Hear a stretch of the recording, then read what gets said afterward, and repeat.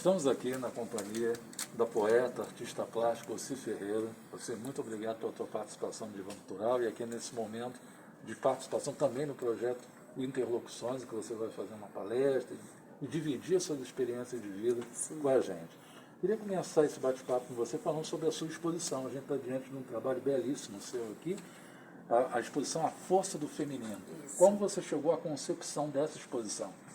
Essa exposição ela é baseada muito nas minhas vivências, mas na vivência de outras mulheres também, porque a minha história ela não é só minha, ela é de tantas outras mulheres. Eu tive uma vida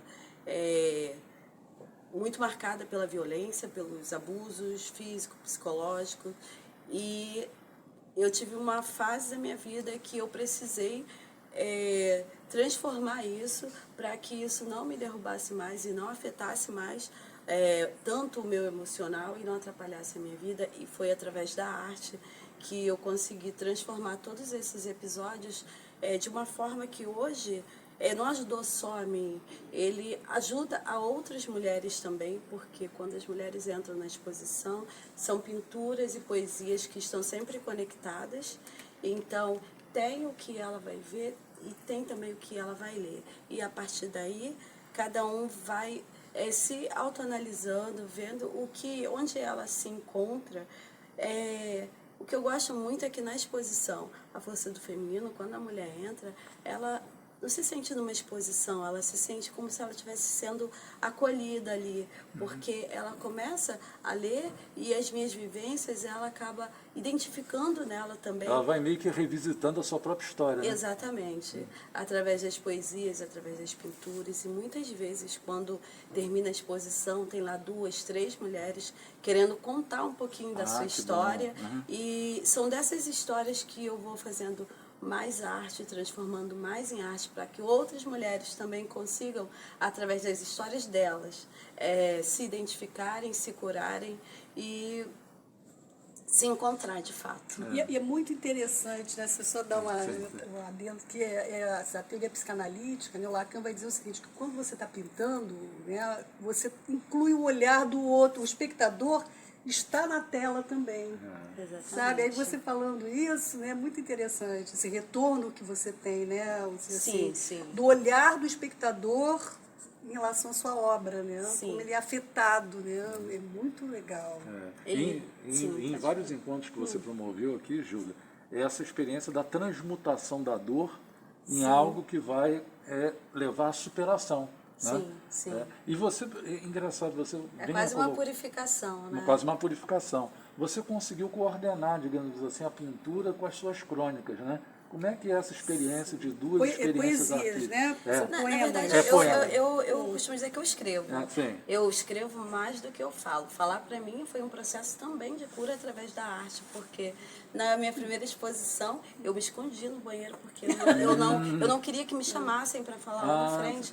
Então, para mim, até o processo de falar foi um processo de cura através da arte e tem sido. Eu nunca tinha contado a minha história antes. E quando começou aquelas mulheres me procurando, esperando o final da exposição para contar as histórias dela, eu falei assim, nossa, eu estou sendo egoísta. Eu estou colocando lá no que eu escrevo, estou colocando nas pinturas, mas eu não estou falando de fato, eu não estou comunicando o que aconteceu comigo para que elas entendam como eu cheguei até aqui. E escrever foi para mim mais do que falar na vida. Quando eu comecei a escrever, eu escrevi, eu não falava. Teve episódios de eu ficar 3 meses sem falar, porque eu vivi uma vida de muita violência, de abuso, e você vai se calando, se anulando. Hoje, talvez eu teria sido diagnosticada autista ou qualquer outra coisa, porque eu passava grandes períodos sem falar, e eu só escrevia. Olha que coisa mais. Só escrevia. A palavra libertadora. A palavra, você vê a força da palavra, né? Porque a força do feminino também, né? Tem a questão da palavra, do significante que ela pôde expressar, né? Isso é muito legal. A questão do escrever, eu acho que na minha vida foi um caminho mesmo para o autoconhecimento, para o autoentendimento, porque quando você passa por tantas coisas, você demora para entender até e processar aquilo. Quando eu consegui me libertar assim, da vida que eu tive, que eu fugi, é uma história longa que a gente vai poder conversar mais sobre isso. eu caí o quê? Nas drogas e no álcool, porque é uma fuga. Sim, e eu não sabia como processar aquilo.